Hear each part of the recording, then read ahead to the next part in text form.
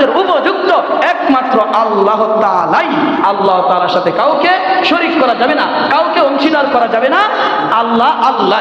প্রত্যেকটা নবী, প্রত্যেকটা আম্বিয়া কেরাম সর্বপ্রথম তার উম্মতকে এসে এই দাওয়াতটাই দিয়েছে। এই আয়াতে আল্লাহ তাআলা এটাই বলে, ইয়া কওমি আবুদুল্লাহা মা লাকুম মিন ইলাহিন গায়রু আফালা তাত্তাকুন।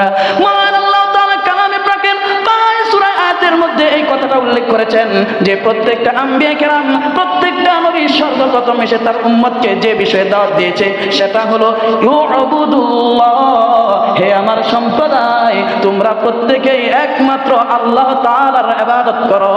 মালাকুম মিন ইলাহিন গায়রু, আল্লাহ তাআলা ব্যতীত আর কারো ইবাদত করো না, আল্লাহ তাআলার সমকক্ষ কেউ হতে পারে না। আফালা